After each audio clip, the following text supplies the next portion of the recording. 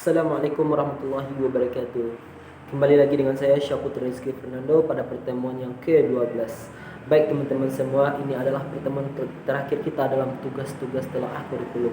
Jadi pada kesempatan berikutnya mungkin kita tidak akan membahas tentang telaah tugas dari telaah kurikulum ini lagi ya teman-teman ya.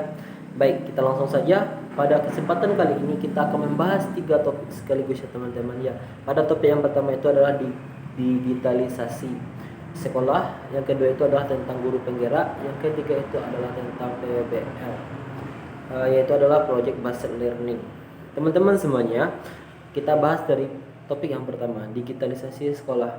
Maknanya adalah suatu mengintegrasikan teknologi informasi dan komunikasi dalam proses dalam meningkatkan kualitas pendidikan dan kualitas administrasi yang ada di sekolah. Yang apa manfaat dari melakukan integritas ini? Yang pertama itu adalah untuk meningkatkan kualitas administrasinya. Kenapa? Karena dalam menggunakan teknologi, informasi dari administrasi dan yang lainnya itu akan menjadi lebih cepat teman-teman ya, daripada kita menggunakan alat bantu seperti menulis ataupun menggunakan cara-cara yang lama. Selanjutnya itu adalah dalam meningkatkan kualitas pembelajaran yang menjadi lebih efektif karena menggunakan media yang berhubungan dengan teknologi, bisa menggunakan video, PowerPoint, Word, Excel, dan bisa langsung digunakan dengan cara memakai ring focus atau lain sebagainya. Itu termasuk teknologi. Dan selanjutnya itu adalah meningkatkan aksesibilitas dalam pembelajaran, dalam memudahkan seorang murid ataupun guru dalam mengakses sumber-sumber belajar dari media teknologi ini ya teman-teman ya. Media informasi ini menjadi lebih mudah, lebih cepat, dan lebih efektif lainnya. Selanjutnya adalah kolaborasi antara guru dengan murid dalam melaksanakan suatu tugas-tugas pendidikan itu menjadi lebih cepat dan lebih efisien tentunya. Yang terakhir itu adalah transparansi. Maksudnya itu adalah suatu kegiatan yang mana proses pemberian nilai itu transparan antara siswanya dengan orang tuanya, sehingga tidak ada yang ditutup-tutupi dan dijelaskan di sana secara detail dan terperinci. Selanjutnya itu adalah materi yang kedua mengenai guru penggerak. Guru penggerak ini adalah suatu program yang diluncurkan oleh Menteri Pendidikan dan Kebudayaan, bahwasanya tujuannya itu adalah untuk meningkatkan kompetensi guru dan kepala sekolah dalam meningkatkan ekosistem yang ada di pendidikan sekolah dan sumber dayanya, sehingga bisa meningkatkan kualitas proses dan hasil belajar yang ada di sekolah tersebut. Selanjutnya itu adalah project based learning.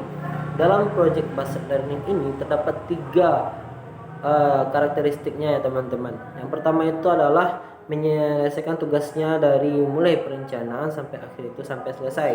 Yang kedua itu adalah peningkatan tanggung jawab yang dimiliki oleh seorang peserta didik sampai tugasnya itu selesai.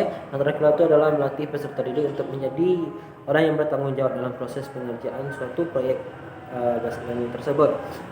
Keunggulannya itu adalah yang pertama, meningkatkan motivasi belajar seorang siswa karena langsung terjun dalam melakukan suatu kegiatan-kegiatan proses pembelajaran, melakukan proyek itu. Selanjutnya 2, meningkatkan kemampuan memecahkan suatu permasalahan yang terjadi dalam suatu kegiatan based learning tersebut, project based learning ini. Selanjutnya adalah membuat peserta didik itu lebih aktif dalam proses pengerjaan dan melakukan kegiatan project based learning ini. Kekurangannya itu adalah membutuhkan waktu yang lama tentunya teman-teman ya. Ada based learning itu membutuhkan waktu yang sebentar, 1 atau 2 hari. Minimal itu 1 bulan atau 2 bulan baru selesai. Selanjutnya itu adalah membutuhkan biaya yang besar tentunya untuk membelikan bahan-bahan dan lain sebagainya. Selanjutnya itu adalah kekurangan sarana dan prasarana di sekolah, apalagi sekolah-sekolah yang baru berkembang ataupun baru-baru didirikan. Baik teman-teman semua, itulah materi yang dapat kita sampaikan pada pertemuan terakhir ini. Dari saya Syaputra Rizky Fernando, mohon maaf atas segala kesalahan saya dalam penyampaian materi yang pertama sampai materi yang terakhir ini.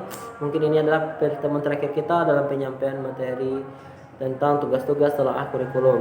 Mungkin di pertemuan berikutnya kita tidak membahas ini lagi. Akhir kala, marilah kita akhiri dengan doa kafaratul majelis. Subhanakallahumma wa bihamdika asyhadu an la ilaha illa anta astaghfiruka wa atubu ilaik. Assalamualaikum warahmatullahi wabarakatuh. Salam sejahtera untuk kita semuanya ya.